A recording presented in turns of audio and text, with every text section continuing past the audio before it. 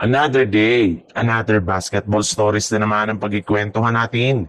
At ngayon nga yung balitang pagkuha ng Los Angeles Lakers kay Michael Porter Jr.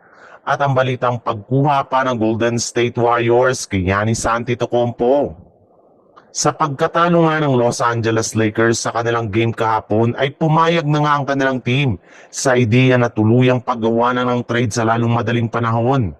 Sa katunayan, base nga sa ibinulgar ng isang NBA insider, bukas pa rin nga daw ang pintuan ng Lakers para i-trade si Rui Hachimura at Jared Vanderbilt sa kupunan ng Brooklyn Nets upang makuha ang matagal na nilang target na si Michael Porter Jr. na available pa rin naman nga sa trade market. May mga ilang miyembro rin naman nga ng office ng Lakers ang gustong-gusto ang potensyal at ang galaw ni Michael Porter Jr. sa loob ng court. At naniniwala nga sila na magkakaroon nito ng malaking impact sa kanilang kampanya next season. Babagay rin naman nga daw ang laruan nito kasama sina LeBron James, Austin Reeves at Luka Doncic bilang isang spot-up shooter. Gamit ang kanyang laki ay isa rin naman nga itong mahusay na rebounder at defender. Posible nga daw ito na maging susi para hindi na sila mahirapan pa na manalo sa kanilang mga laro, sa kanilang mga road games.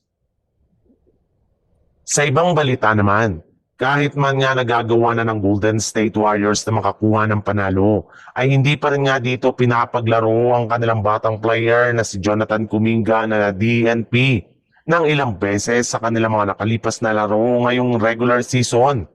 At huling game pa nga nito ay sa kanilang game pa laban sa Phoenix Suns kung saan nakakuha lang naman siya dito ng 10 minutes na playing time. And since nga epektibo ang kanilang kasalukuyang rotation nang wala si Kuminga, ay may ilang mga analyst na nga nagsabi na tapos na nga daw ang Warriors sa pagpapanatili nila dito sa kanilang lineup.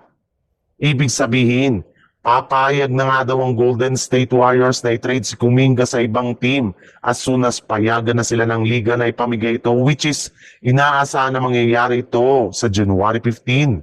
Mas matalino nga kung gagamitin na lamang nila ito bilang trade asset para makakuha ng mga bagong player na sure na makakatulong kay Stephen Curry. Kaya pwede na nga daw itong gamitin para masungkit ang matagal na nilang target na si Giannis Antetokounmpo na inamin na rin naman nga na gustong maglaro para sa Golden State Warriors.